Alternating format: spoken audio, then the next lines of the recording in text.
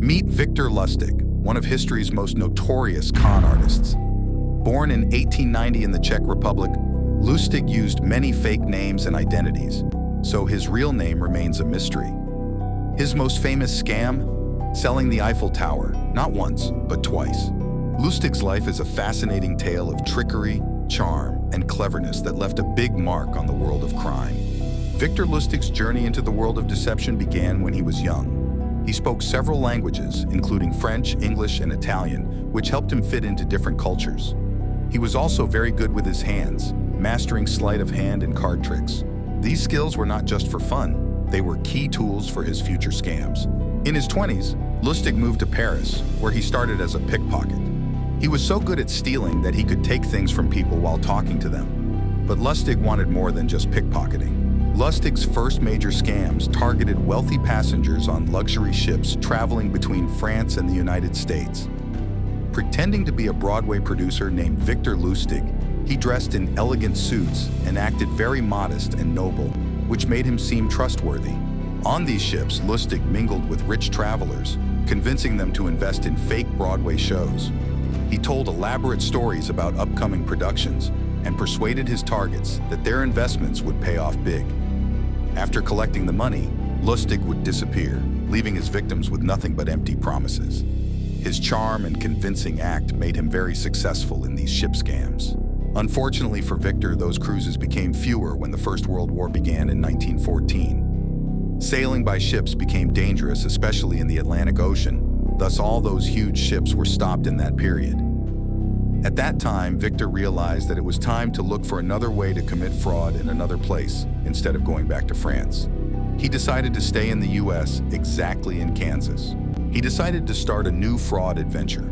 This time, he wasn't alone. Victor found a partner named Dan Collins, who was known as Dapper Victor. One of Lustig's most clever scams was the Romanian money box. This wooden box, designed to look like a complicated machine, supposedly could duplicate money.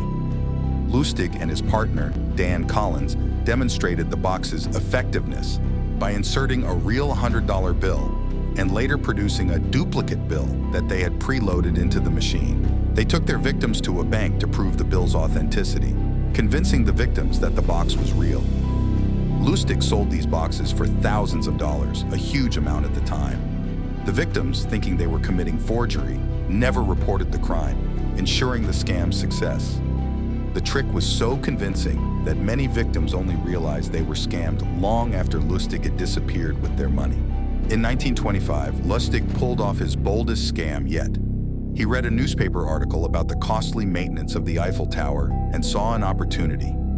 Posing as a government official, Lustig convinced a group of metal dealers that the government wanted to sell the tower for scrap metal. He invited 5 top metal dealers to a secret meeting at a fancy hotel, showing them fake government documents.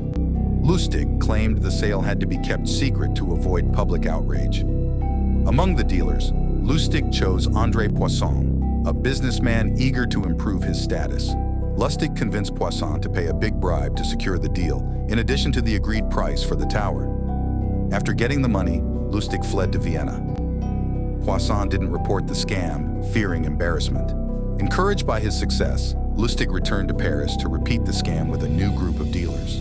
This time, one dealer reported him to the police, but Lustig escaped to the United States before he could be caught. In the US, Lustig's boldness led him to con Al Capone, the infamous gangster. Lustig approached Capone with a plan to double $50,000 in a scam. Instead of spending the money, Lustig kept it safe and returned it to Capone after a few weeks, saying the scam had failed. Capone, impressed by Lustig's honesty, rewarded him with $5,000. Lustig's ability to trick even the most dangerous individuals was extraordinary. By 1930, Lustig was involved in a major counterfeiting ring, making high-quality fake bills. Alongside chemist Tom Shaw and sculptor William Watts, Lustig's operation was so successful that over $1 million in counterfeit money entered circulation. This caught the attention of the FBI and other law enforcement agencies. Lustig's Romanian money box scam also continued during this time. In one instance, he scammed a Texas police officer who later tracked Lustig down and arrested him. However, Lustig convinced the officer that the box worked and that he had just been using it wrong. Lustig promised to refund the officer, using counterfeit bills, of course. When the officer tried to deposit the fake money, he was arrested, leading the FBI to Lustig. In 1935, Lustig's luck ran out. He was arrested and held in a federal facility awaiting trial. But Lustig's cleverness wasn't finished. He noticed that the facility didn't keep track of the number of blankets given to inmates. Over time, he collected enough blankets to make a rope. On September 1, 1935, just one day before his trial, Lustig used this makeshift rope to escape through the window, pretending to be a janitor cleaning the building's exterior. Unfortunately for Lustig, his freedom was short-lived. He was caught a month later and sentenced to 20 years in Alcatraz, the most secure prison in America at the time. Victor Lustig spent the rest of his life there, suffering from illness and pneumonia until his death in 1947. Victor Lustig's legacy remains as a testament to his cleverness and boldness. From luxury ships to the Eiffel Tower and even Al Capone, Lustig's story is a fascinating chapter in the history of crime. His ability to trick, deceive, and charm people into giving him their money made him one of the most legendary con artists of all time.